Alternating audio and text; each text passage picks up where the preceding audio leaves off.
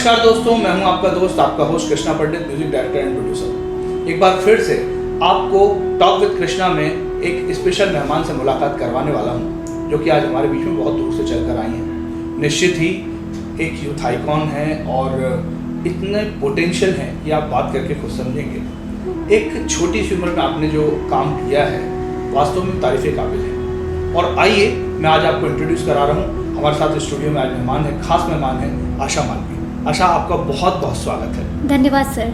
आशा, आप अपना पूरा इंट्रोडक्शन साथियों को दें। जी, मेरा नाम आशा मालवी है। मैं मध्य प्रदेश के राजगढ़ जिले के खिलचीपुर ब्लॉक के एक छोटे से गांव नाटाराम से हूँ। मेरी फैमिली में मेरी मदर एंड मेरी सिस्टर हैं और मैंने अपनी पढ़ाई ग्रेजुएशन तक की है। ग्रेजुएशन के साथ ही मेरी पढ़ाई बचपन से ही छोटे से गाँव में छोटे से स्कूल में हुई है, सरस्वती शिशु मंदिर में। वहाँ से पढ़ने के बाद मैंने वहाँ से 5वीं क्लास पास की है। मेरी फैमिली में इतनी सारी प्रॉब्लम्स थी कि मम्मी मेरे बचपन से पापा नहीं है, 2-3 साल की तब थी मैं, तभी मतलब चले गए थे। उसके साथ ही मेरी माँ मज़दूरी करती थी दूसरों के खेत में, मज़दूरी करके मेरी पढ़ाई का पैसा देती थी।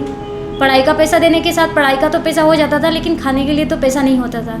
तो जो मेरे नाना जी थे वो दूसरों के घर से मेरे लिए मांग के खाना लाते थे। जब मैं स्कूल से आती थी तो उनके घर का मैं खाना खाती थी। खाना खाने के बाद जब D4 में मेरे को स्कूल जाना रहता तो मैं डेली स्कूल जाती थी।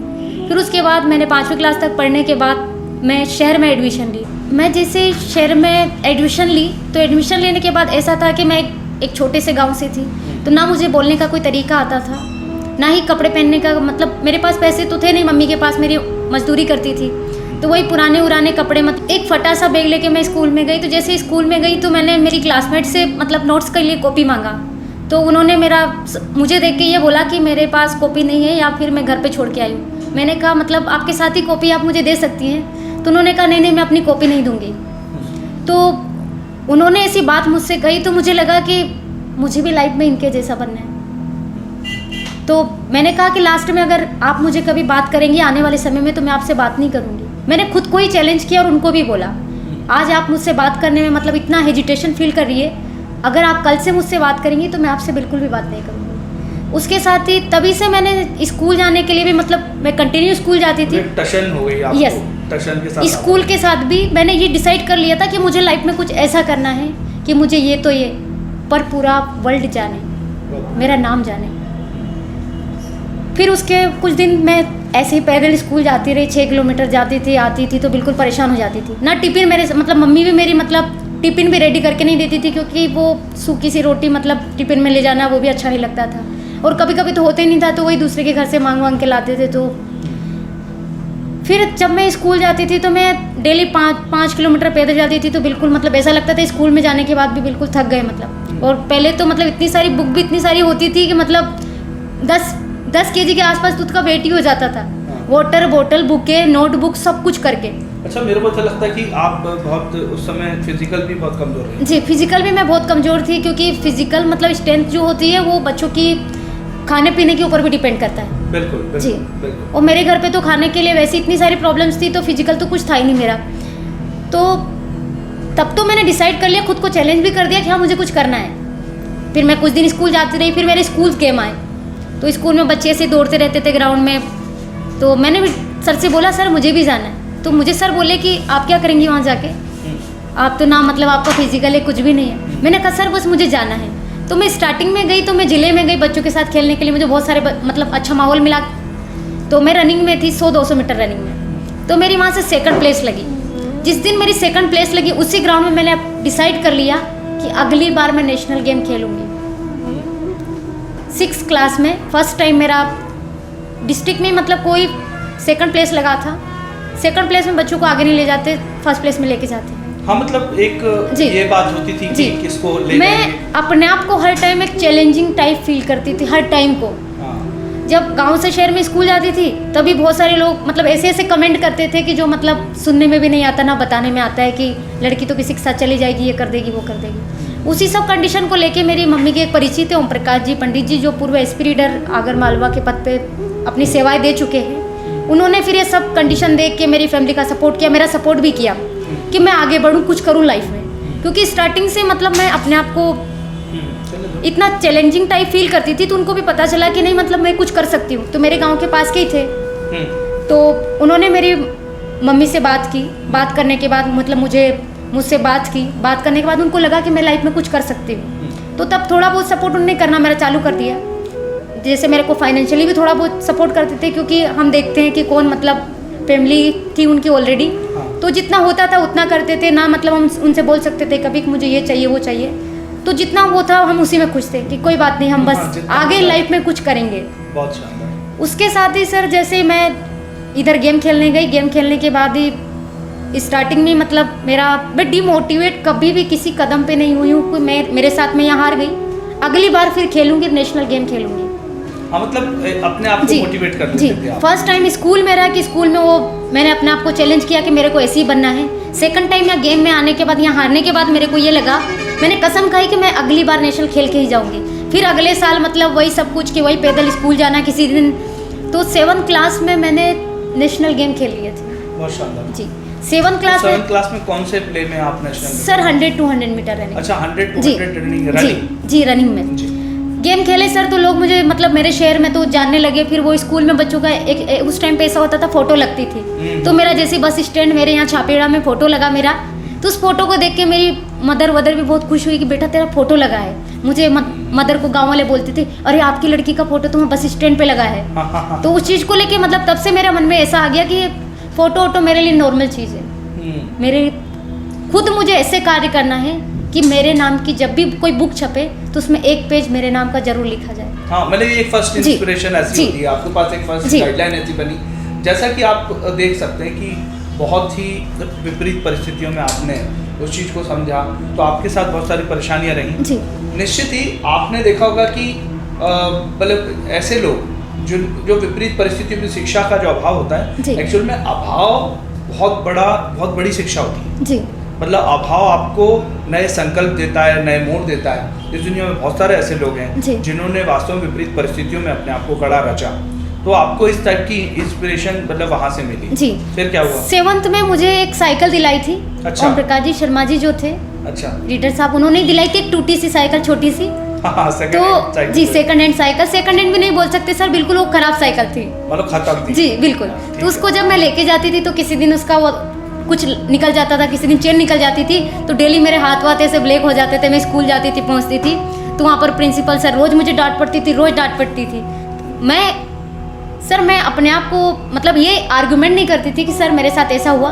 मैंने कहा सर सॉरी, गलती हो गई, कोई बात नहीं, दोबारा से ऐसा नहीं होगा। मैं हर रोज मतलब 5 मिनट जल्दी चलने की कोशिश करती थी, लेकिन कोई ना कोई घटना मेरे साथ घटित हो जाती थी। उसके साथ मैं 7th भी मेरा पास आउट हो गया। उसके बाद 8th में सर, 8th में क्या, वो बोर्ड एग्जाम पहले सुनाई देता, बोर्ड एग्जाम होता है। उसका प्रेशर प्लस फैमिली में कोई था नहीं मेरे फैमिली को देखने वाला, क्योंकि मेरी मदर थी, मेरी सिस्टर थी। अगर कोई बात मदर को हो जाती थी तो मुझसे बोलती थी, बहन को कोई बात होती थी तो मुझसे बोलती थी। फिर मेरी मदर पैदल मार्केट जाती थी, तो उसी टूटी साइकिल से हमने ये डिसाइड कर लिया था कि हम अपनी माँ को ना इसी साइकिल से मार्केट लेके जाएंगे। जी। मैं 5 किलोमीटर स्कूल जाती थी, 5 किलोमीटर आती थी, 10 किलोमीटर के साथ शुक्रवार को मेरे यहाँ मार्केट लगता था, तो मैं अपनी मदर को मेरी उसी साइकिल पे बिठा के मार्केट भी लेके जाती थी। तो 5 किलोमीटर उनका जाना, 5 किलोमीटर आना, 10 किलोमीटर, मतलब डेली का 20 किलोमीटर मेरा हो गया था। अरे वाह। जी, 20 किलोमीटर में उस साइकिल से मतलब अपना सारा काम करती थी। उसके साथ ही सर 8th में भी मैं नेशनल गेम खेली। देखा जाए तो कुदरत आपके लिए खुद ऐसी चुनौतियां पैदा कर रही थी कि आप नेशनल एथलीट बन सके और आप इस तरफ आगे बढ़ सके। जी, यानी कुदरत ने खुद वो चीज़ें अपने आप पैदा की। अगर सर मेरे पास उस टाइम की प्रॉब्लम्स नहीं होती तो आज मैं आपके सामने भी नहीं बैठी होती। हाँ, शायद उस समय अगर समस्या ना होती तो आज आप यहाँ। जी, क्योंकि कभी कभी ऐसा होता है कि इंसान प्रॉब्लम्स के सामने हार जाता है कि मेरी ज़िंदगी में इतनी बड़ी प्रॉब्लम्स है, मैं कुछ नहीं कर सकता। मेरी घर की प्रॉब्लम्स, मेरे को कुछ नहीं, मेरे पास आज ना खाने के लिए कुछ है, ना पहनने के लिए कुछ है। तो 8th क्लास पास होने के बाद 9th क्लास में मैंने एडमिशन लिया। तो कोई मेरे स्कूल में भी क्या, बच्चे कोई बाइक से आता था, कोई अच्छी साइकिल लेके आता था, कोई कैसे आता था। फिर तब मैंने अपने आप को फिर से चैलेंज किया कि मुझे आज साइकिल आती है, एक दिन सर मुझे कार चलाना आना चाहिए। आज मैं आपके सामने बैठी, मुझे बाइक चलाना, साइकिल चलाना, कार चलाना, ट्रैक्टर चलाना सब कुछ आता है। अरे वाह। हाँ, क्योंकि मैं हमेशा से ये सोचती हूँ कि मेरी मदर को हमेशा ऐसा नहीं लगना चाहिए कि मेरे बेटा है या बेटी। हाँ, आप ऐसे, अच्छा, आपके परिवार में जी कौन कौन है और मतलब? मेरे परिवार में मेरी सिस्टर की तो शादी हो गई है। अच्छा। अभी सिर्फ मेरी मदर है और मैं हूँ। अच्छा। जी जैसा कि आपने बताया पिताजी जी 2 सर। साल की उम्र में जी छोड़ के चले गए। और मेरा सपोर्ट करने वाला है ओम प्रकाश जी शर्मा जी सर। आज भी वो कभी कभी अगर मैं बात करती हूँ तो मेरे सपोर्ट की ही बात करेंगे, कोई ज़रूरत तो नहीं बेटा, अगर हो तो बताना। ओम प्रकाश शर्मा जी के लिए क्या कहना चाहते हो? करते सर उनके लिए मैं ये कहना चाहती हूँ कि बेटी बचाओ बेटी पढ़ाओ का एग्जाम्पल गवर्नमेंट हमेशा देती रहती है। हाँ बहुत सारे लोग भी देते हैं। बिल्कुल। अगर रियल में अगर एग्जाम प्रूव किया मेरे लिए तो सर उन्होंने किया है। वो इस मामले में रोल मॉडल है। जी सर। एक बार बहुत बहुत शुभकामनाएं ओम प्रकाश शर्मा जी, यदि आप इसको सुन रहे हैं तो निश्चित ही ये एक बड़ा आदर्श है, क्योंकि ऐसे लोग कम हैं जो लोग बेटियों के बारे में सोचते हैं। आपने अपने परिवार को तो जितना अच्छा रखा होगा, लेकिन निश्चित ही आपने समाज को एक हीरा निकाल के दिया, और ये जो हीरा है आज हमारे साथ पूरे देश के साथ रूबरू हो रहा है। निश्चित ही ये आपका ऐसा अनुपम कार्य है जो इस समाज को मिल पा रहा है, नहीं तो शायद हम कहीं किसी गुमनामी की जिंदगी में। जी सर। पहले सर मैं उनको ये भी नहीं बोल सकती कांस्टेबल कितना कर सकते हैं। बिल्कुल। वो जितना करते थे मेरे लिए, वो मेरे लिए मतलब बहुत कुछ था। अगर उन्होंने मुझे अगर 10 रुपये भी सर फाइनेंशियली हेल्प के लिए दिए होंगे तो मेरे लिए सर आज के लिए लाखों रुपए थे उस टाइम पे। फिर सर 8-9 क्लास में थोड़ा मतलब मैं भी सोचती थी कि मैं भी मदर के साथ काम करूं, तो मैं दूसरे के यहाँ पर सर 30-40 रुपए मुझे देते थे, पूरे दिन मतलब निंदाई करना पड़ती थी मेरे को। हाँ। क्योंकि मेरी बुक्स लाना, मेरे कपड़े लाना, सब कुछ करना। तो मेरी मदर तो करती थी, फिर बहन की जिम्मेदारी, बहन भी मेरी स्कूल जाती थी, तो एक साथ सर 2 जिम्मेदारी बहुत बड़ी चीज़ हो जाती है। और फिर मेरी माँ ने खुद को चैलेंज किया था कि कोई बात नहीं, फादर नहीं है तो क्या हुआ, मैं हूँ ना, मैं मदर का रोल भी प्ले करूँगी और फादर का भी। सैल्यूट है ऐसी मदर को। बिल्कुल आपकी मम्मी को बहुत बहुत प्रणाम है, क्योंकि उन्होंने वास्तव में आप जैसे पूत को जन्मा, जैसी सुपूत को जन्मा, जो कि आज उनका नाम, और आज शायद आपके पिताजी होते तो मुझे ऐसा लगता है कि शायद सबसे ज़्यादा खुशी उन्हें होती। आज मैं आपके सामने बैठी हूँ सर, पिताजी का तो ठीक है, लेकिन मेरी मदर कितनी खुश होंगी मैं बता नहीं सकती। और भगवान करे ऐसी मदर सबको दे कि जो माँ भी खुद और बाप भी खुद, उन्होंने दोनों का रोल प्ले किया, माँ का भी और बाप का भी। बहुत बहुत शुभकामनाएं। और हमेशा से मुझसे एक बात कहती रही सर वो, और आज भी कहती है, बेटा समस्या सबके सामने होती है, लेकिन बस जरूरत क्या है, समस्या को पहली बात तो समझने की, फिर समस्या के सामने मजबूती से खड़ा होने के लिए। जिंदगी में कभी हार नहीं मानना है, चाहे कुछ भी हो जाए तुम्हारी जिंदगी में, अच्छा हो जाए, बुरा हो जाए, कुछ भी हो जाए, पर कभी हार नहीं मानना जी। क्योंकि जो हार मान जाता है ना सर, वो खुद से नहीं हारता है, वो अपनी जिम्मेदारियों से पीछे हट जाता है। मैं सैल्यूट करता हूँ आपकी मदर को कि उन्होंने इतनी मतलब ब्रेव के साथ, इतनी साहस के साथ आपको शिक्षा दी और आज आप यहाँ पर। फिर 10th क्लास में सर, मैं 10th में आई तो ऑलरेडी मेरा 3 नेशनल मेडल लग चुके थे। अरे वाह जी, बहुत शानदार। 10th क्लास 10th तक आप जी रनिंग में 3 जी मेडल? बिल्कुल सर, रनिंग में मैं 3 मेडल जीत चुकी थी। बहुत शानदार। फिर 10th में मेरा थोड़ा तबीयत खराब हो गया था, तबीयत भी इतना खराब हो गया था सर कि मतलब बता नहीं सकते। अच्छा। मैं 15-20 दिन तक होश में नहीं आई थी जी। तो मतलब ऑटोमेटिक सर पता नहीं क्या हो गया था उस टाइम का, बता नहीं सकते कुछ। फिर मेरी मदर ने सबको सर इस समस्या से निपटने के लिए कि भी मतलब बहुत कुछ किया, मतलब यहाँ तक कि अपने गहने वहने जो तो सब कुछ बेच दिए, थोड़े बहुत जो थे सर उनके पास ऑलरेडी कुछ था नहीं। उसके बाद मेरा इलाज भी करा, इतने में जो ओम प्रकाश जी थे वो भी मेरा बहुत सपोर्ट करते रहे हमेशा, तो वो भी सपोर्ट किए। तो फिर मैं थोड़े दिन बाद ठीक हो गई पूरा, मतलब 10th के टाइम की बात है। फिर मैंने 10th भी पास आउट किया उस समस्या से निपटने के बाद। 10th पास आउट करने के बाद मैं सोची कि मेरे को अब इस स्कूल से अदर स्कूल में एडमिशन लेना है, तो मेरे यहाँ छापेड़ा में ही मतलब सरकारी स्कूल है, मैंने सरकारी स्कूल में एडमिशन लिया। तो तबीयत की वजह से मतलब फिर 2 साल मैं गेम नहीं खेल पाई। 2 साल में से क्या है ना, मैंने 11th और 12th फिर मैंने तब से जॉब स्टार्ट कर दिया था। तो मैं एक हीरो मोटर का शोरूम था, मैं वहीं से जॉब करना चालू कर दी। अच्छा वाह, जी। मतलब आपकी पहली जॉब जी सर, हीरो मोटर्स? जी सर, एक शोरूम था छोटा सा, उसमें मैं एज ए सुपरवाइजर के बेस पे जॉब करती थी जी। जॉब इसलिए करती थी सर क्योंकि मेरी मदर कब तक करेंगी, मेरी बहन की शादी की जिम्मेदारी, वो बोलते हैं ना कि जिम्मेदारी हमेशा बड़ी निभाते हैं। उनकी जिम्मेदारी, मदर की जिम्मेदारी, घर पे वैसे इतनी सारी प्रॉब्लम्स थी, उन सबको लेके मैंने जॉब स्टार्ट कर दिया। तो मैंने 2 साल जॉब किया, 11th 12th मैंने दोनों साल जॉब किया सर। उसके साथ मैंने मेरे यहीं का मतलब एक कॉलेज है बोझ यूनिवर्सिटी करके, प्राइवेट यूनिवर्सिटी है, उसमें कॉलेज के लिए एडमिशन ले लिया। फिर मैं वहाँ पर भी गेम खेलती रही। फिर मैंने सर वो हॉकी, CM कप, पता नहीं बहुत सारे मैराथन भी किए, जैसे SBI ग्रीन मैराथन भोपाल में होती है सर, उसमें मेरा 2020 में फर्स्ट मेडल है सर 21 किलोमीटर में। अरे वाह। या उड़ान मैराथन IIM इंदौर में होता है 2017 में, उसमें फर्स्ट 21 में फर्स्ट मेडल है मेरा। मतलब आपने अपने क्षेत्र के साथ साथ फिर आपके कदम बाहर पढ़ने जी लगे। बाहर सर जब मैं वहाँ से कितने 2-3 साल पढ़ने के बाद मैं इंदौर भी गई कुछ दिन के लिए। तो इंदौर में क्या सर मेरा तबीयत ख़राब था, मतलब मैंने एक ऑपरेशन भी कराया है। मेरे पेट में कुछ प्रॉब्लम हो गया था थोड़ा सा, वो स्टोन का प्रॉब्लम था, तो उसकी वजह से पेट में थोड़ा बहुत ज़्यादा प्रॉब्लम हो गया था। तो मैंने ऑपरेशन भी सर बिना फैमिली के बताए ही करवा लिया। मेरी फैमिली तब आई थी जब मेरा ऑपरेशन हो चुका था, मैं बेड पे ऐसे सो रही थी क्योंकि प्रॉब्लम्स इतनी थी स्टार्टिंग से सर। 6 महीने तक मैंने इतना पेन बर्दाश्त किया कि मैं खुद का इंजेक्शन भी खुद लगा लेती थी। मेरे को हर कहीं दर्द होने लग जाता था, जैसे मार्केट में जा रही हूँ वहाँ दर्द हो गया। उड़ान मैराथन IIM इंदौर 2017 में हुई थी सर। उस दिन मैं मेडिसिन लेके विथ इंजेक्शन खुद लगा के मैं रनिंग करने गई थी। सिर्फ मेरे को वहाँ से मतलब मैराथन का मेडल चाहिए था और वहाँ से जो प्राइज मनी मिलती थी, प्राइज मनी लेके मेरे को ऑपरेशन करवाना था। एक तरफ अपने पास एक विजन था। Yes sir. आप देख सकते हैं कि कितना सा मतलब एक छोटे से विजन, क्योंकि आपको एक ऑपरेशन करवाना था, आपके साथ समस्या थी, इकोनॉमिकल था, इसलिए आपने मैराथन में वहाँ पर मैंने डिसाइड कर लिया था कि मेरे को मैराथन करवाने के बाद ही ऑपरेशन करवाना है। मैंने सर वहाँ से मैं मैराथन करने के बाद मेरे परिचित मतलब गांव के बच्चे पढ़ते थे, उनके पास मैं गई, उनको बोला कि यार मेरे को बहुत दर्द हो रहा है। शाम का टाइम था, शाम वो पास में एक डॉक्टर थे, उनके पास लेके गए तो सर दर्द इतना हो रहा था कि कभी कभी ऐसी कंडीशन हो जाती है इंसान को, अगर ज़्यादा पेन होता है सर तो उसको अटैक भी आ सकता है। बिल्कुल जी। तो मेरी कंडीशन भी सेम वैसी हो गई थी कि मतलब बिल्कुल लास्ट कंडीशन था। फिर एक डॉक्टर थे, मतलब नाम तो मुझे याद नहीं आ रहा, इंदौर में अच्छा नार्ग हॉस्पिटल कुछ करके हॉस्पिटल है उनका, उस हॉस्पिटल में बैठते हैं वो।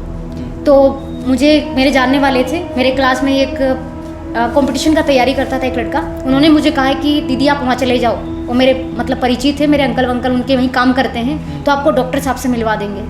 तो उनके पास मैं गई सर, तो मैंने अपना MRI सर पहले ही मतलब अपना इंदौर हॉस्पिटल गवर्नमेंट हॉस्पिटल है MI हॉस्पिटल, वहाँ से करवा लिया था। इसलिए करवाया था, मेरे को ऑपरेशन करवाना था वहाँ पर। तो वहाँ ऑपरेशन के दिन क्या कंडीशन हुई सर कि ऑपरेशन जिस दिन मेरा कर रहे थे, मैंने रात को डॉक्टर से जाके पूछा कि सर मेरा लेजर करेंगे या सीजर करेंगे। तो उन्होंने कहा कि सीजर करेंगे, लेजर नहीं होता यहाँ, पेट का ऑपरेशन है ये, सीजर होगा, लेजर नहीं होगा। तो मैंने रात को ही सर डॉक्टर से बोला साहब मुझे लेजर करवाना, सीजर नहीं करवाना है, अगर मैं लेजर करवाई तो मेरे करियर का क्या होगा। तो उन्होंने कहा कि अब तो तुमने फार्म सब भरवा दिया, पूरी फॉर्मेलिटी कंप्लीट हो गई, अब कैसे यहाँ से कैसे जाने देंगे। मैंने सर मुझे तो जाना है क्योंकि मुझे लेज़र ही करवाना है अब। तो एक डॉक्टर अच्छे थे सर, उन्होंने मेरी बात समझी, बात समझने के बाद मेरा MRI था और सारी जांच थी, मेरा पूरा फिजिकल रिपोर्ट था, उन्होंने मेरे को रात को ही दे दिया, मतलब और बोल दिया कि कल आपकी छुट्टी करा देंगे, आपको जहाँ कराना है करा लीजिए। क्योंकि मैं वहाँ ऑलरेडी 2-3 दिन से एडमिट थी। मतलब पहले आप एडमिट हो गए थे? हाँ। आपको जानकारी मैंने घर पे सर इतना सा बताया था कि मैं इंदौर में हूँ, मेरी तबीयत खराब है, मेरी मैराथन है इसलिए। तो मेरे घर पे ये नहीं पता था कि मैं हॉस्पिटल में, आधे से ज़्यादा टाइम सर मेरे घर पे ये नहीं पता चला कि मैं हॉस्पिटल में हूँ, और मैं कम से कम 3 से 4 बार MI हॉस्पिटल में एडमिट रही सर। हाँ, मैं हमेशा घर वालों को इसलिए नहीं बताती थी क्योंकि सर मुझे तो दर्द तकलीफ हो रही है, लेकिन उनको कितनी तकलीफ होगी, मेरे से 1000 गुना मेरी मदर को तकलीफ होगी। स्वाभाविक था कि कोई भी पेरेंट्स ये नहीं चाहता कि आप तकलीफ में। और फिर सर मेरी तकलीफ मेरी मदर ऑलरेडी जानती थी कि मुझे कितना दर्द होता था, मतलब तो मैं उस टाइम ये नहीं चाहती थी सर कि मेरा दर्द मेरी मदर को हो। हाँ। इसीलिए मैं बहुत कम से कम उनको बताती थी अगर मैं किसी प्रॉब्लम में होती थी तो। फिर वहाँ से मेरी जांच रिपोर्ट थी, मैं डॉक्टर के पास गई, डॉक्टर को मैंने सारी बताई, सर मेरी स्पोर्ट्स में मेडल थे, मैंने बताया उनको, न्यूज़पेपर वगैरह बताई, तो उनको बहुत अच्छा लगा। मैंने जैसे पूछा कि सर आपका फीस, आपका देखने का फीस, तो उन्होंने कहा एक काम करो तुम अभी ठीक हो जाओ, ठीक होने के बाद जो फीस होगा उसमें से मैं कुछ करेक्शन करके आपसे पैसे लेके आपका ऑपरेशन कर दूँगा। तो रात को ये शाम को 6-7 बजे मैं उनके पास गई थी सर। उनके पास जाने के बाद उन्होंने कहा तुरंत आप हॉस्पिटल में जाके एडमिट हो जाओ, सिर्फ एक अल्ट्रासाउंड करा लो। तो अल्ट्रासाउंड मैंने तुरंत करवाई रात को ही, मतलब 8-9 बजे। उनने ऑपरेशन के लिए मेरे को अगले दिन का बोल दिया कि आपका अगले दिन ऑपरेशन है। मैंने कहा सर मेरी मदर नहीं है मेरे साथ, एक्चुअली मदर मेरी कल तक आएंगी, वो भी कल दोपहर में आएंगी, क्योंकि मेरे को पता था सर अगर मेरी मदर मेरे सामने होती तो मैं मतलब उनके सामने कभी ऑपरेशन करवा ही नहीं सकती। हाँ, मतलब जो सिचुएशन थी। हाँ।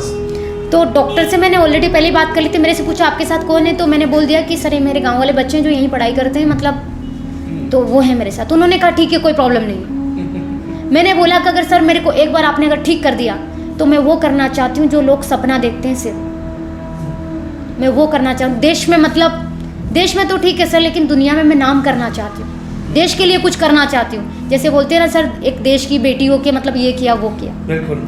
तो मैं देश की बेटी का एग्जाम्पल प्रूव करना चाहती थी। देश के प्रति जी जज्बा सर, जुनून जी। आपका था। जी। मैंने डॉक्टर से भी यही बात कही सर।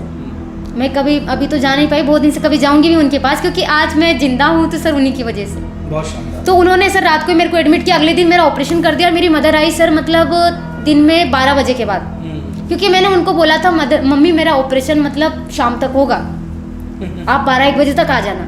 मेरे को सुबह 6-7 बजे ले जा रहे थे, तो मैं ओम प्रकाश जी जो थे सर, मैं उनको पापा बोलती हूँ। वो लोग चाहे जो कहे मुझे कोई फर्क नहीं पड़ता, लेकिन सर जो मेरा फादर का रोल उन्होंने मेरे लिए मेरी ज़िंदगी में प्ले किया है, तो मैं उनको पापा बोलती हूँ। तो मैंने बोला कि पापा मैं ऐसे ऐसे ऑपरेशन करा लूँगी, और अगर आप आएंगे तो आप 2 बजे के बाद आएंगे, और मम्मा को मत बोलना ये बात कि मेरा ऑपरेशन मतलब पहले ही हो जाएगा, क्योंकि अगर आप बोलेंगे ना तो बहुत कमज़ोर पड़ जाएंगे और यहाँ तक भी नहीं आ पाएगी, इसीलिए। और हमेशा से सर मेरे रोल मॉडल तो वही थे, तो मैं उनको ये सारी बात बता चुकी थी। मैंने कहा पापा आप भी लेट आना, और मेरी मम्मी को बोलना वो लेट आए मतलब। उन्होंने बोला मेरा बच्चा तो बहुत स्ट्रॉन्ग है, कुछ भी कर सकता है दुनिया में।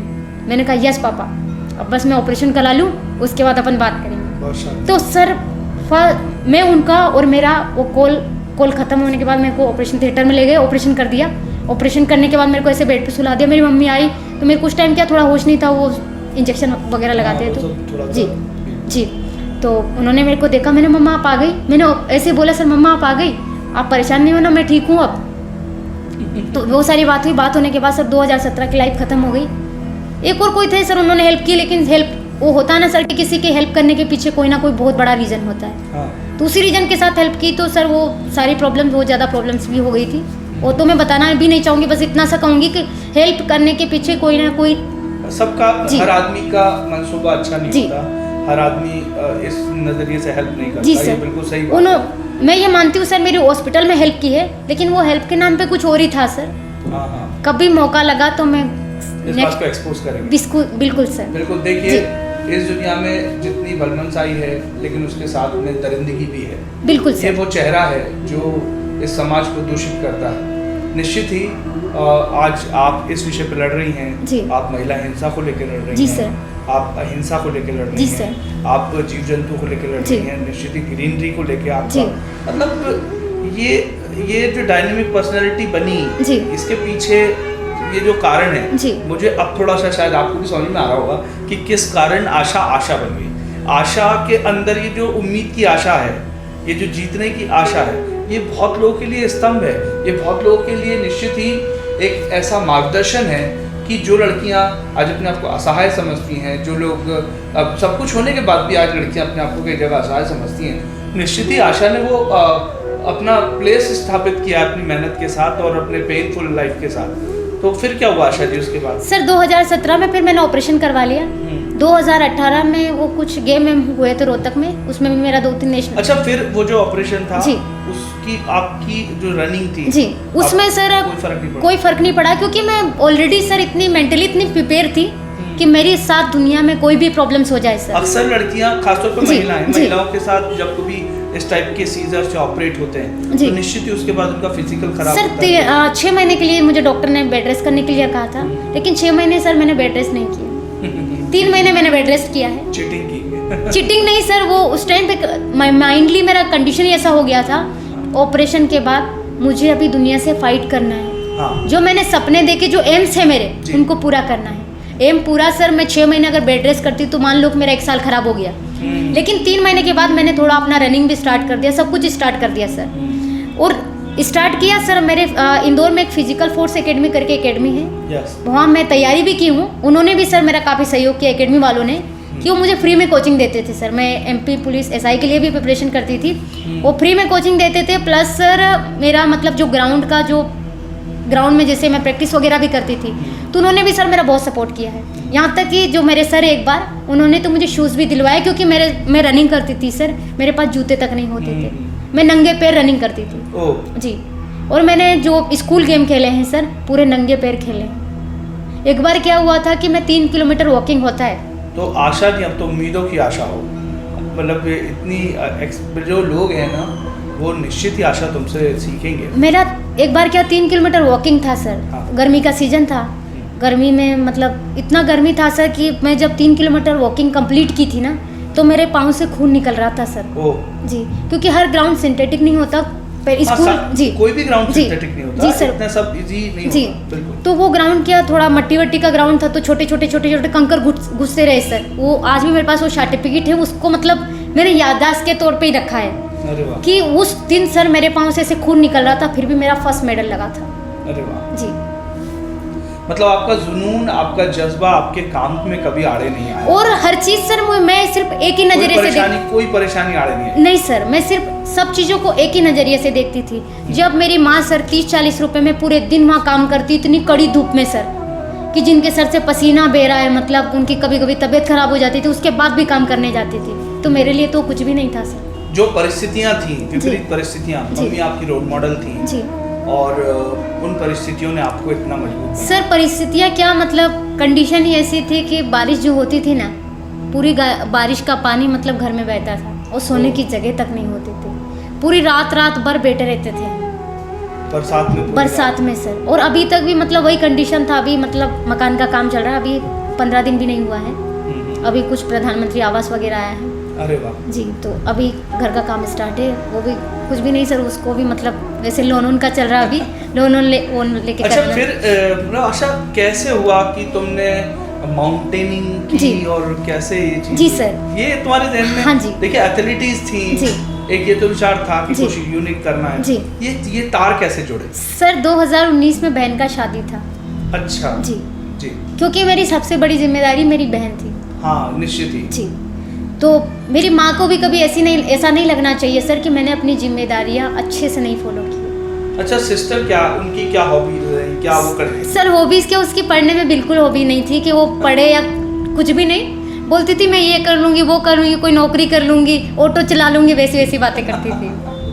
तो जैसी परिस्थितियाँ थी उसके हिसाब से जी, वो बोलती थी मम्मी मैं आपको भूखे नहीं मरने दूंगी, ऑटो चला लूँगी। तो उसकी फिर भी उन्होंने ग्रेजुएशन वगैरह कंप्लीट किया, तो उनका शादी था सर 2019 में। तो उस टाइम पे क्या मतलब शादी के दिन ही मतलब मुझे थोड़ा चोट लग गया था पाँव में।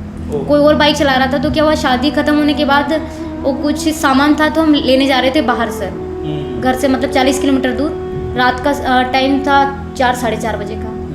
तो उस टाइम पे क्या मतलब बाइक गिर गई थी, कोई और चला रहे थे, तो मेरे पाँव में बहुत चोट लगी थी। चोट इतनी लगी थी सर कि मतलब 4:30 बजे मतलब मेरे को हॉस्पिटल लेके गए, मेरे पाँव में टाँके लगे थे, इतनी लगी थी। तो हॉस्पिटल में थी, बहन का शादी भी हो गया था, तो बस मन में वही लग रहा था लाइफ में क्या करना है। गेम में भी सर इतना इंटरेस्ट नहीं आ रहा था। गेम में इंटरेस्ट इसलिए नहीं आ रहा था सर क्योंकि ऑलरेडी मैं नेशनल खेल चुकी थी, कोई मतलब नहीं था। तो मतलब उसका कुछ ऐसा परिणाम नहीं मिल रहा था कि जो मुझे चाहिए सर। हाँ, मतलब कुछ इतना रिवॉर्ड्स नहीं मिल रहे थे। जी, आप देख सकते हैं कि हमारे यहाँ जो स्थिति है देश की, जी, वास्तव में जो अच्छे एथलीटीज हैं, जो अच्छे खिलाड़ी हैं, निश्चित ही सरकार उस तरफ ध्यान देती तो है, लेकिन किस तरफ, कौन है वो लोग जो इस तरफ जिम्मेदारी जिनको रखना चाहिए लेकिन उसके बाद भी अपनी जिम्मेदारियों से विमुख हैं। निश्चित ही जो लोग काम कर रहे हैं, जो एथलीटीज, खासतौर पे मैं उनकी बात नहीं करता, जो लोग अच्छे घरानों से हैं, जो कॉरपोरेट घरानों से हैं, जिनके बच्चे बड़े बड़े महलों में पले हैं, अगर वो लोग कुछ कीर्तिमान स्थापित करें तो भी बड़ी बात है देश के लिए। लेकिन उससे भी ज़्यादा बड़ी बात तब होती है जब हम विपरीत परिस्थितियों में इस देश के लिए कुछ कीर्तिमान स्थापित करते हैं। और उस टाइम पे क्या सर, मुझे कोई गाइड करने वाला भी नहीं मिल रहा था, ना कोई मुझे एनजीओ सपोर्ट कर रहा था, ना कोई एकेडमीज, कुछ भी नहीं सर। मैं क्या करूं, मतलब मुझे खुद समझ में नहीं आ रहा था। मैं इतनी अच्छी प्लेयर होने के बाद सर, गेम खेलने के लिए मेरे को खुद समझ में नहीं आता था कि कब कहाँ क्या होना है क्या नहीं होना है। जैसे अच्छे प्लेयर होते हैं उनको मतलब बहुत कंपनी सपोर्ट करती है, सब कुछ करती है उनका। जी, लेकिन मेरी कंडीशन ऐसी हो गई थी सर, मैं करूँ तो क्या करूँ। बहन का शादी अलग हो गया था, उधर पैसे का भी मतलब बड़ा प्रॉब्लम हो गया था शादी करने के बाद। तो उसके बाद क्या हुआ सर कि मैंने 2019 में मेरे पैर में चोट लग गई, तो मैंने सोचा कि अब मेरे को गेम नहीं खेलना, कुछ और करना है लाइफ में, कुछ अलग करना है। तो अलग करने से सर, मेरे ज़िले में सर माउंटेनिंग आज भी कोई नहीं जानता, मैं आपको बता दूँ। आज भी माउंटेनिंग कोई नहीं जानता है, जबकि मैं इतना कुछ कर चुकी हूँ। अच्छा, ये बड़ा एक बड़ा ऐसा होता होगा कि जैसे आप जिले में बोलते हैं माउंटेनिंग, हाँ, तो उनको वो मुझसे पूछते हैं कि क्या उनका रिएक्शन क्या होता है? उनके लिए ये रिएक्शन होता है सर कि जैसे वो मुझसे पूछते हैं ये माउंटेनिंग होता क्या, पहली बात तो पिक होता क्या है। हाँ। मैंने कहा ये पहाड़ होता है, उस पर चढ़ना पड़ता है, मतलब तो कहते होंगे गाँव में चढ़ लेते। हाँ, वो बोलते हैं, बहुत सारे लोग तो बोलते हैं अपने आसपास तो पहाड़ नहीं, फिर भी तेरे दिमाग में पहाड़ का भूत कैसे आ गया कि पहाड़ मतलब चढ़ना क्या है। क्योंकि आसपास में अपने सर हिल एरिया नहीं है, Yes, बिल्कुल yes. प्लेन एरिया है। तो मुझे बहुत सारी बार तो सर ऐसे ऐसे मिले, अरे तुझे यही कुछ करना था, कुछ और करती लाइफ में, नौकरी करती। नौकरी का भी बता दूं सर कि गवर्नमेंट जॉब के लिए मैंने बहुत मेहनत की है सर, बहुत एफर्ट लगाई है। बिल्कुल बिल्कुल। मेरा सर 2 सेंटीमीटर हाइट कम है, 2 से 3 सेंटीमीटर। अच्छा, अपने एमपी पुलिस का हाइट था सर वो 158 सेंटीमीटर है, और अदर जॉब का हाइट सर वो 155 सेंटीमीटर, ये डिफेंस में। और आप जानते हैं सर कि डिफेंस में मेरे को 3-4 बार रिजेक्ट कर चुके थे, 3-4 बार मेरे को हाइट में निकाल दिया था सर बाहर। एक बार तो दिल्ली पुलिस में निकाला था फर्स्ट टाइम सर। ग्वालियर में मेरा हो रहा था फिजिकल, मेरा रनिंग अच्छा था सर। मेरा रनिंग सर 1600 मीटर था मेरा, 4:40 में, 4 मिनट 40 सेकंड में मैं 1600 मीटर दौड़ती थी सर। 4:40 में 4:40 में 1600 मीटर सर। बहुत शानदार। और मैंने वो ग्वालियर में की थी सर वो रनिंग। मेरा आज भी सर जो लॉन्ग जंप होता है, लॉन्ग जंप है सर कम से कम मेरा 14-15 फीट, 15 फीट तो मैं आज भी कूद जाती हूँ। 15 फीट सर बहुत शानदार जी। और हाई जंप पे मेरा 4 फुट सर, 132 के समथिंग, 4 फीट इतना मैं कूदती हूँ। सब मेरा सब कुछ हो गया, उसके बाद हाइट मेजर करने का नंबर आया, तो मेरे को हाइट में सर मुझे पता था कि मतलब मेरा हाइट ऑलरेडी कम है, तो वहाँ पर मतलब मुझे लगा था 1-1.5 सेंटीमीटर होगा चल जाएगा, लेकिन उन्होंने मेरे को तुरंत बाहर कर दिया सर। उन्होंने मेरे को बहुत बताया भी आप यहाँ के लिए नहीं बने, वहाँ के लिए नहीं बने सर, लेकिन वो था ना एक बार जॉब लग जाए, बस जॉब लग जाए। फिर उन्होंने मेरे को एक चीज़ सिखाई सर कि मैं रियल में वहाँ के लिए नहीं बनी थी, वही पुलिस बन के कुछ मतलब सर मुझे नहीं लगता मतलब था। वहाँ से जी। आपको एक टर्न मिला जी। कि एक्चुअल में वो जगह आपके लिए वो जगह मेरे लिए नहीं ठीक है। है। उसके बाद मैं आई सर, तो मैंने सोचा कि मैं एसआई के लिए ट्राई करती हूँ, तो एसआई के लिए कुछ दिन तक वैकेंसी नहीं आई, बहुत दिन तक वैकेंसी नहीं आई। एमपी पुलिस का तो मुझे नहीं लगता अभी तक वैकेंसी आए बहुत दिन से। फिर उसके साथ मुझे लगा कुछ और करना है लाइफ में, तो माउंटेनिंग सर मैंने बहुत पढ़ा इसके बारे में, बहुत समझा। उसके बाद मैंने सोचा मुझे पहाड़ चढ़ना है, क्योंकि पहाड़ जी, क्योंकि मेरे जिले में कुछ ऐसा करना है, कुछ अलग करना है कि जिला मतलब पूरा जिला ये कहेगी यार वो काम करती है। मतलब आशाओं का पहाड़ आशा के आगे जी, ठीक है। क्योंकि मेरे जिले में कोई जानता नहीं था सर, पहली बात तो। उसके बाद दूसरी बात कि गांव के वो गांव में होता है ना सर, अरे पहाड़ अपने यहाँ तो पहाड़ है नहीं, फिर भी पहाड़ चढ़ गई लड़की, वो होता है। तो फिर मैंने माउंटेनिंग चुना, तो माउंटेन फर्स्ट में मैंने sir Tenzing Khan mountain submit किया, बहुत शानदार। जिसका हाइट था 19,545 फीट। फर्स्ट टाइम वो सबमिट किया था। प्रॉब्लम्स इतनी सर कि ट्रेनिंग में जो ट्रेनिंग हुई किस थी एज में किया हो? सर 19 में किया था, 19 मतलब 2019 में किया है। 2019 हाँ, आज से 3 साल पहले, 2-3 साल 95 में 95 में सर मेरा 98 का बर्थ है। मेरा 95 में फर्स्ट जी। सबमिट जो था जी। मेरा माउंटेनिंग का जी। सार पास जी सर। रहा। सार जी। पास मतलब 13,000 जी है। जी। फिर उसके चंद्रखानी पास रहा जी। तो 18,000। जी तो ऐसे मैंने 2 माउंटेन। जी, मैं भी सर 2 माउंटेन कर चुकी बहुत हूँ। शानदार। जी, फर्स्ट मैंने तेंजिंग खान किया था, जिसका हाइट 19,545 फीट था। उसमें भी सर इतनी प्रॉब्लम्स कि वो जब ट्रेनिंग करते हैं तो पीछे कम से कम 20-22-23 केजी वेट होता है सर। वेट लेके बहुत जी, वेट लेके जाना पड़ता है खुद का, बहुत सारा कई सामान होता है जो ज़रूरत का सामान होता है, वो सारा सामान। तो फर्स्ट दिन तो ये लगा यार कहाँ फंस गए, मतलब 2-4 दिन तो वैसे ही लगा सर, मतलब कोई देखता नहीं था तो अकेले में रोना भी आता था कि यार मतलब कहाँ आ गए। लेकिन सर वो सब चीज़ों के साथ ही मेरे माइंड में एक ही चीज़ आती थी सिर्फ कि मेरे लिए तो कुछ भी नहीं, लेकिन मेरी माँ के लिए जब वो पूरे दिन इतनी धूप में काम करती है तो उनके लिए कितनी मुश्किल होता होगा। मेरे लिए आज के टाइम पे मैं बताऊं सर, तो मेरे लिए दुनिया में कोई भी काम मुश्किल नहीं है। हाँ बिल्कुल। मेरा ड्रीम है सर कि मैं माउंटेन जो 7 माउंटेन वर्ल्ड के हाईएस्ट माउंटेन है, मैं Yes. उसको भी फतेह करना चाहती हूँ सर, बहुत शानदार। और मैं करके भी दिखाऊंगी, बहुत जल्दी फतेह करूंगी सर। बहुत शानदार। अरुणिमा सिन्हा जी जो है, जी बिल्कुल सर। निश्चित ही वो इस जी। मामले में रोल मॉडल है जी देश सर। की, और बहुत ही मेरी बहुत अच्छे मित्र भी हैं। जी। और निश्चित ही वो बहुत सफल माउंटेन है। जी। क्योंकि इतनी अच्छी माउंटेनर हैं जी। कि उन्होंने अभी 5 समिट्स जी। 7 समिट्स पूरे किए जी हैं। सर। और निश्चित ही पूरी दुनिया में वो घूम रहे जी। हैं। मतलब उन्होंने कीर्तिमान ऐसे ही एक चुनौती के साथ शुरू जी किया। सर। मैं चाहती सर, तो मेरे जब तबीयत खराब हुई थी, मैंने जब ऑपरेशन करवाया था तभी मैं हार मान लेती क्योंकि मुझे कुछ करना नहीं था। बिल्कुल। सिर्फ ये लगना अरे कुछ नहीं, बस ये ख़त्म करो, लाइफ में आगे बढ़ो, बस कुछ लाइफ सेटल करो बस।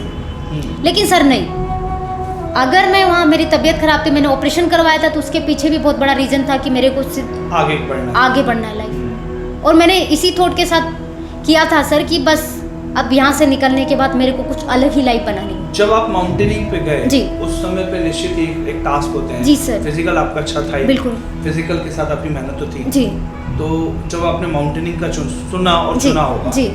तो उस समय पे लगभग कुछ खर्चे भी रहे होंगे। हाँ जी। वो चीज़ें कैसे मैंने वो खर्चे क्या है ना सर कि जब हम लोग ट्रेनिंग करते हैं तो जो इंस्टीट्यूट होता है उसमें मतलब वो पैसे वहीं से मतलब मिलते अच्छा, हैं। मतलब जी। वो आपको इस अगर वो इंस्टीट्यूशनल जी जी जी जी हम 38 लोगों के समथिंग गए थे, लेकिन सिर्फ ऊपर 6 लोग गए थे।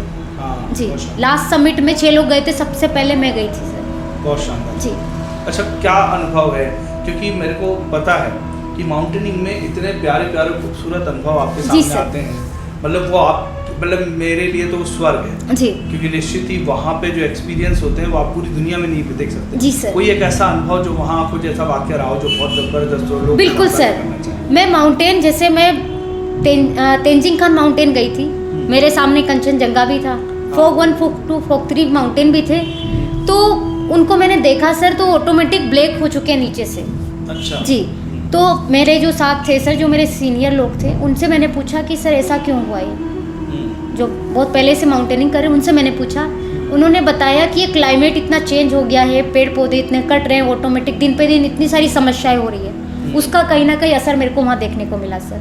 अच्छा, जी। अब समझ में आया कि ये जो आशा की आशा है, जी जो ग्रीनरी को लेकर आप काम कर जी रहे जी हैं, जी जी ये चीज वहाँ पैदा हुई। जी सर। वहीं से सर 2019 में मैंने डिसाइड कर लिया था कि अगर ऐसे कुछ चलता रहा और अगर ऐसे वहाँ का स्नो खत्म होता रहा और यहाँ टेम्परेचर बढ़ता रहा तो हमारी ज़िंदगी का भी हम जिंदा रह ही नहीं पाएंगे सर। इसीलिए मैंने तभी डिसाइड किया कि मेरे को पर्यावरण के लिए, पेड़ पौधे के लिए भी कुछ करना है।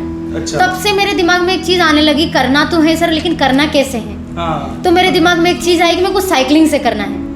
अच्छा, फिर मतलब जब अपन माउंटेनिंग पे थे वहाँ पे आपका ये एक्सपीरियंस जी। रहा, जबरदस्त जी। एक्सपीरियंस रहा, वहाँ पे आपके साथी होंगे जी वहाँ पे, और कुछ ऐसी कोई बात जो आप लोग के साथ शेयर करें, कुछ गुदगुदाने वाली या कुछ ऐसी जो लोग को इंस्पायर कर सके। जी सर, ऐसा तो कुछ भी नहीं जो प्रॉब्लम्स थी वहाँ की, जैसे बिल्कुल सुबह सुबह वो ठंडा पानी वगैरह ये सब कुछ, तो वो एक समस्या नहीं सर, एक चुनौती थी।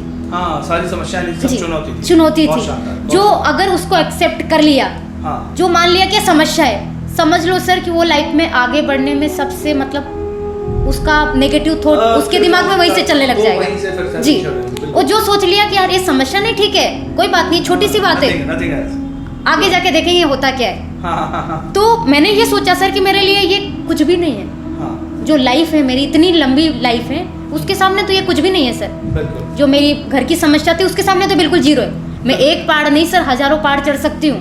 बिल्कुल। एक पहाड़ नहीं, मैं हजारों पहाड़ चढ़ सकती हूँ, क्योंकि मेरे लिए कुछ था ही नहीं। यस। क्योंकि ऑलरेडी मैं इतनी सारी प्रॉब्लम्स अपनी लाइफ में फेस कर चुकी थी कि मुझे ये लगने लगा था सर कि मुझे मतलब प्रॉब्लम्स में ही रहना अच्छा लगता था हर टाइम। हाँ, वो जब चुनौतियाँ आती हैं तो फिर आप एक तरीके हाँ। से तैयार हो जाते हैं जी। उसके लिए। आप उसी के लिए तैयार जी हैं। Yes। मैं सर को जब माउंटेन फर्स्ट में गई थी तो मैंने ये बोला था, सर मेरे को माउंटेन सबमिट करके ही जाना है। तो मेरे से पूछा ऐसा क्यों?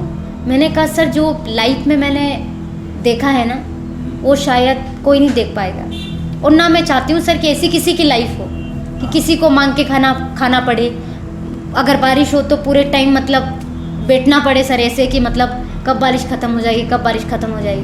हाँ। यहाँ तक सो रहे हैं सर तो ऊपर से पानी ऐसे गिर रहा है वो कवेलू से, मतलब तो सारी प्रॉब्लम सर मैंने सर को बोल दिया सर मेरे को माउंटेनिंग करके मतलब इसको क्लाइंब करके ही जाना है। तो उन्हें बोला देखते हैं बेटा क्या होता है, क्योंकि अभी बहुत लंबा ट्रैक है। तो मैंने 7-8 दिन सर डेली मतलब मेरा कम से कम 20-22 किलोमीटर का डेली ट्रैक होता था एक दिन का, तो डेली हम करते थे, सबसे आगे रहते थे सर। मैंने डिसाइड कर लिया था मेरे को सबसे आगे रहना है। पूरे माउंटेनिंग कोर्स में सर मैं सबसे आगे रही हूँ और मेरे को वहाँ मतलब बेस्ट का अवार्ड भी मिला है सर। बहुत शानदार। जी। वही एक चीज थी जो आपको जी। मोटिवेट करती जी थी और सर। जिसके कारण आपको और आगे और आज मैंने सर उसी चीज़ को देख के फिर सेकंड माउंटेन मैंने बिसराई माउंटेन किया है। बिसराई माउंटेन का हाइट लगभग 20,500 फीट है। उसके साथ ही सर मैंने सेकंड में भी वही सारी प्रॉब्लम्स देखी, फिर मैंने एक साइकिल वाला प्रोजेक्ट रेडी कर लिया। आज मैं सर पेड़ बचाओ पौधे लगाओ जल संरक्षण जीवन सुरक्षित इस उद्देश्य को लेके संपूर्ण भारत जागरूकता साइकिल यात्रा करने वाली हूँ। क्योंकि बहुत शानदार। उस टाइम सर जब मैं 6-7 क्लास में पैदल स्कूल गई तभी मेरे दिमाग में आ गया कि आज मेरे पास साइकिल ही नहीं है, और एक दिन ऐसा आएगा कि मैं एक साइकिल से पूरा भारत भ्रमण कर सकती हूँ। बहुत शानदार। मतलब उस समय से आपके जी। दिमाग में साइकिलिंग का साइकिल तो सर तब से मेरे को और उसमें विजन जुड़ा। जी। जब आप माउंटेन पे जी। गए निश्चित ही सेफ ग्रीन को लेकर आपने सोचा। जी। सेफ ग्रीन आपका विषय बन गया जी। है ना। तो अच्छा क्या उसके बाद जब आप माउंटेनिंग करके आए जी, उसके बाद उसके क्या बाद रिवॉर्ड सर क्या सब कुछ थोड़ा जी चेंज हुआ? हाँ कैसा? सर, सब कुछ ये चेंज हुआ मेरी लाइफ में कि यार मैं जहाँ जाती थी, मतलब मेरा पेपर में आता था, टीवी में आता, थोड़ा 2-4 न्यूज़ चैनल पे भी चला, तो मैं जहाँ जाती थी बोलते Celebrity हो गई। आशा मालवी, बहुत आशा मालवी, पूरे जिले में मतलब आशा मालवी, कोई प्रोग्राम होता था तो आशा मालवी जी को बुलाओ। Yes, yes, तो मैं जाती थी वहाँ, मतलब लोगों से मिलती थी, बात करती थी, तो मेरे को अच्छा लगता था। मतलब मेरे घर पे जब ये बोलते थे कि आपकी लड़की तो आज पेपर में आई थी, टीवी में आई थी, हाँ तो निश्चित ही, हाँ। मतलब मैं आप सबको बता दूं कि मैं आशा से एक्चुअल में आशा के संभाग में एक कार्यक्रम था, उस कार्यक्रम में एक स्टेज का प्रोग्राम था, हम लोग सब वहीं थे, हमारे सारी मित्र मंडली और हम लोग सब थे, क्योंकि आपको पता है प्रोग्राम्स में कंटिन्यू हम जाते हैं तो देश विदेश में, वहाँ पर हमें आशा से मुलाकात हुई जी सर, निश्चित ही। और वहाँ पर आदरणीय सांसद साहब थे, जी जी जी विधायक जी थे, उन्होंने जी। आपका सम्मान किया जी सर। और निश्चित ही वो मोमेंट उस दिन बना के आए। जी। एक स्लैब है अपनी उसके जगह। साथ ही सर मेरे को जयपुर में बिरला ऑडिटोरियम में एक प्रोग्राम हुआ था, भलाई नारी सशक्तिकरण को लेके। तो उस प्रोग्राम में दिया कुमारी जी, जो राजकुमारी जी हैं जयपुर की, यस यस, तो वो भी आदरणीय मौजूद थे वहाँ अरे पर। वाह। वहाँ के सांसद साहब जो बोरास जी हैं वो भी मौजूद थे, वहाँ के अच्छे अच्छे लोग सर वहाँ मौजूद थे, वहाँ की मेयर मौजूद थे। तो इन सब लोगों ने सर मुझे बलाई गौरव रत्न अवार्ड भी दे दिया है बहुत शानदार। जी। तो ऐसे कौन से कीर्तिमान और सम्मान जो अभी तक आपको? जी सर, मेरे को बलाई गौरव रत्न अवार्ड मिला है, उसके साथ सर मेरे को राष्ट्रीय रत्न अवार्ड भी मिला है, जो professor Dinesh Gupta ji, sorry sir वो उनका नाम मुझे याद नहीं आ रहा है, मुझे राष्ट्रीय रत्न अवार्ड मिला है, बलाई गौरव रत्न अवार्ड मिला है। इसके वहाँ पर सर माननीय श्री बाबूलाल जी बछेर साहब जो पूर्व विधायक हैं, जी जी जी, उन्होंने सर मुझे ये अवार्ड दिया है वहाँ अच्छा, पर। बहुत शानदार। जी, उनको भी मैं सर बहुत बहुत धन्यवाद देना चाहूँगी कि अगर किसी को आगे बढ़ रहे ना सर, तो हमेशा वो, मुझे जहाँ तक लगता है कि वो आगे बढ़ने में सबका सपोर्ट करते हैं। मैं आपको बहुत समय से जानता हूँ आशा जी, जी। और सबसे जो खूबसूरत बात है आपकी, जी मतलब निश्चित ही आपकी खूबसूरती आपका स्वभाव है। जी मतलब जो लोग आपको अंदर से नहीं जानते, जी। शायद अगर ऊपर से वो आपको सिर्फ देखेंगे तो एक एथेलिटीज है, एक टिपिकल लड़की है, जी। लेकिन जब आपसे लोग मिलेंगे, जब आपसे लोग मिलते हैं, जी। निश्चित ही इतना सरल स्वभाव है आपका कि आप सब कुछ बड़ा एग्जैक्ट, सबको पचा लेती हैं, सबको बड़ा आसानी से डाइजेस्ट कर लेती हैं। सर, सबसे बड़ी बात तो देखिए ना कि हम कुछ भी नहीं, सिर्फ एक इंसान हैं। जी, आप चाहे जो भी हो सर, जितने भी बड़े लेवल पर, हाँ, वो पर काम है। फर्स्ट प्योरिटी वो काम। हम एक इंसान है, तो हमारे अंदर एक इंसानियत होना चाहिए। आपके स्वभाव से ही आपके आगे के बारे में पता चलता है कि बिल्कुल। आप क्या कैसे है करेंगे, क्या रियल। करेंगे। जी, जी जी, बिल्कुल। मैं कोई भी हो सर, मेरे से कोई बच्चा भी हो ना, तो मैं इतने अच्छे से बात करती हूँ, उसको वो खुश हो जाता है। हाँ, मैंने देखा कि जी। आप बच्चों में बच्चे हो जाते हैं, जी। बड़ों के साथ वैसे हो जाते हैं। जी, उसके साथ ही सर मेरे को राष्ट्रीय रत्न अवार्ड भी मिला था। राष्ट्रीय रत्न अवार्ड के साथ अभी कुछ दिन पहले सर 10/5/2022 में ही मेरा OMG बुक में बुक ऑफ रिकॉर्ड भी बन चुका है, जो देश की बड़ी चौथी बुक है, सबसे बड़ी। उनके फाउंडर है प्रोफेसर दिनेश गुप्ता जी, जिन्होंने मुझे अवार्ड दिया है। बिल्कुल बिल्कुल। जी, और ये जो सारे अवार्ड्स हैं आप देख सकते हैं स्क्रीन पे, आपको सारी चीज़ें दिख रही हैं। निश्चित ही ये सब बहुत छोटी सी उम्र में अभी जी आपकी, जैसा कि मैं देखता हूँ, एक मतलब टीनेजर तो नहीं है, जी। लेकिन एक्चुअल में अब आप एक यंगस्टर हैं, जी। आप इतनी यंग हैं कि आज आपके सारे जो काम हैं, सारी चीज़ें बहुत कम उम्र में आपने किताब पाए हैं। अच्छा, इस दौरान जो कॉलेज की शिक्षा हुई जी। और अब जो चेंज आया उसके बाद, जी। इसमें क्या नया चेंज देखा? कॉलेज में सर मैंने भोज यूनिवर्सिटी से मतलब अपना ग्रेजुएशन वगैरह किया। ग्रेजुएशन वगैरह के साथ ही सर अवार्ड वगैरह तो मेरा चलता रहा है, होता रहा है कंटिन्यू जी, कंटिन्यू मिलता रहा है, मेरे को कोई ना कोई अवार्ड मिल ही जाता है। अब तो सर सिर्फ एक ही, मैं कुछ ऐसे काम करना चाहती हूँ जो रियल में नारी सशक्तिकरण को लेके, मतलब एक एग्जाम्पल बनूँ उनके सामने। हाँ। और जिस दिन मुझे सर अगर अच्छा लगेगा तो उसी दिन लगेगा जब राष्ट्रपति अवार्ड मुझे दिया जाएगा। मेरा देखिए, वही जो ड्रीम है महिलाएं, सर। राष्ट्रपति अवार्ड तो निश्चित ही आपके लिए बड़ी जी छोटी सर। चीज़ है। मदर टेरेसा की तरह एक नोबेल पुरस्कार भी आपको मिले तो हम देखिए कि जो महिलाएं हैं, आप उनके लिए निश्चित ही एक रोल मॉडल हैं, जी क्योंकि आपने जिन विपरीत परिस्थितियों में अपने आप को संभाला है, अपने परिवार को संभाला है, और उसके साथ जो आपने आज कीर्तिमान स्थापित किए हैं, वो वास्तव में आज जो युवा तरुणाई है, जो बहनें हमें सुन रही हैं, मैं उन सबसे आग्रह करूँगा कि आप आशा जी के साथ जुड़ें, और निश्चित ही आज उनके साथ जुड़कर आज उनको मैटर ये नहीं है कि आप किसे फॉलो कर रहे हैं, आप बड़ी बड़ी सेलिब्रिटीज़ को फॉलो करते हैं, मैं कई बार मैं बॉलीवुड से हूँ, मैं इस बात को समझता हूँ, लेकिन मैं फिर भी कहता हूँ कि आप किन लोगों को फॉलो कर रहे हैं। वो लोग जो सिर्फ कपड़े उतार कर अपने आप को प्रमोट कर रहे हैं, या वो लोग जो वास्तव में कपड़े की चाहत में मेहनत करके अपने आप को स्टैंड कर रहे हैं। एक वो आदमी होता है, मैं हमेशा बात करता हूँ, एक वो वर्ग होता है जो कपड़े इसलिए कम पहनता है जिसके पास है नहीं। जी। मेरी बेटी है और वो एक्चुअल में जब उसे छोटे कपड़े में दिलाता हूँ तो एक दिन वो मेरे से सवाल करती है जी।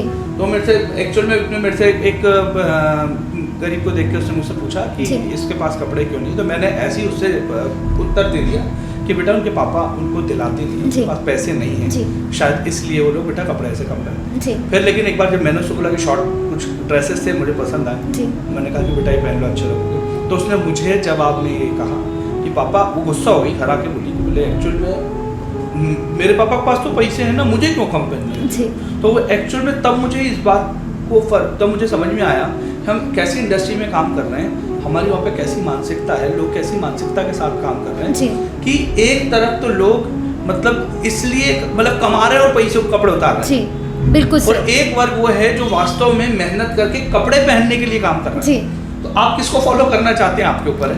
ये देश है, विविधताओं का देश है। इस देश की सबसे बड़ी खास बात है कि हर टाइप का आदमी, सारे लोग हैं, सारे रंग हैं, लेकिन आप क्या चुनते हैं आपके ऊपर निर्भर करता है। बिल्कुल सर। तो आशा जी निश्चित ही आप इस जगह एक रोल मॉडल हैं, क्योंकि जो लोग आज इस चैनल के माध्यम से, मेरे माध्यम से, आपके माध्यम से लोग यहाँ जुड़कर इसको देख रहे हैं, मैं उन सबसे आग्रह करना चाहता हूँ कि आपका रोल मॉडल कौन होना चाहिए, सवाल आपके लिए, और निश्चित ही आप चुने। आशा जी फिर क्या आपकी अभी जो प्लानिंग्स हैं, अभी मेरी प्लान में क्या आप क्या प्लान कर रहे हैं? अगला टारगेट सर मेरा ये है कि मैं संपूर्ण भारत साइकिल जागरूकता साइकिल यात्रा करूं।